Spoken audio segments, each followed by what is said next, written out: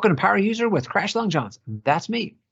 In our previous episode, we reviewed how to build a adaptive card.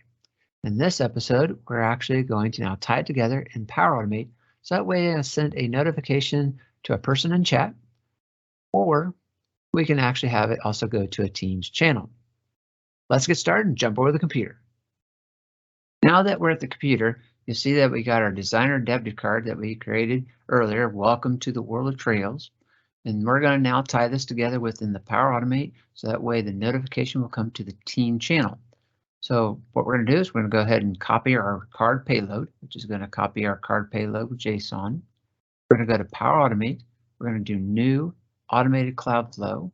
We're going to give this a name, which is going to be Adaptive Card Tie All Together. We're going to pick when an item is created for SharePoint. That'll be our trigger. We're going to go ahead and when an item is created, we're going to go ahead and pick our site, which is going to be the Crash Long Johns. We're going to get our list name. In this case, it's going to be Trails. We're going to do a new step now. Now we're going to do adaptive card. And we're going to do post adaptive card in a chat or channel. We're going to go ahead and do that as a flow bot. We're going to post it in a channel.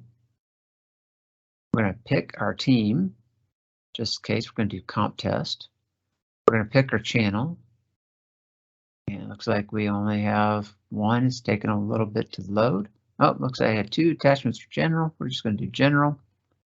And then for our adaptive card, we're going to go ahead and paste in our JSON.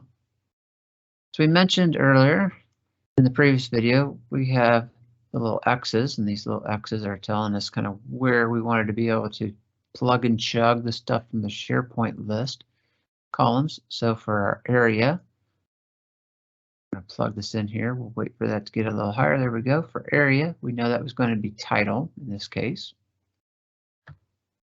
Trail name is going to be our actual trail name. Oh, and we moved the cursor, so now we got to get rid of it because it's not in the right spot. Let's try that again. Trail name. We're going to do trail type. In this case, we're going to get the value for the trail type. Our difficulty, we're going to get the difficulty value. And for our view trails, for our action set, for our action open URL, we're going to go ahead and paste in our URL for our actual Power App. And then we're good. So we got that set. And we're going to go ahead and save this.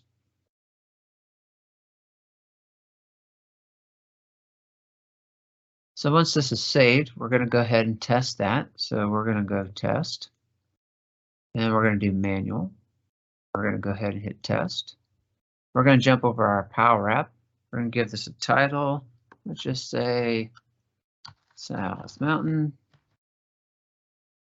And we're just going to put Crash Junior. Trail name. We're going to say Catalina.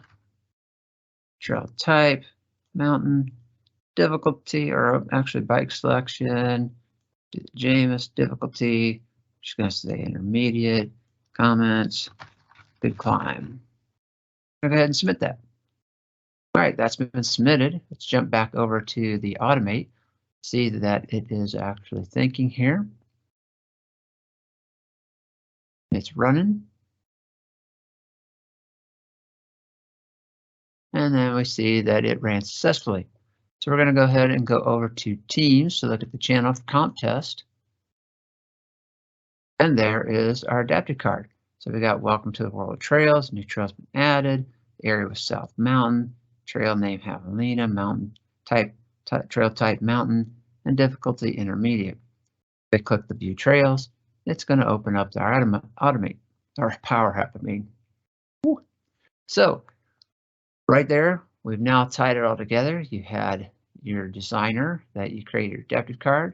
We created when an item is created for our trigger and post that adaptive card notification in a chat or channel. In this case, it's a channel. There it is when the new item is created. We can see that in the channel.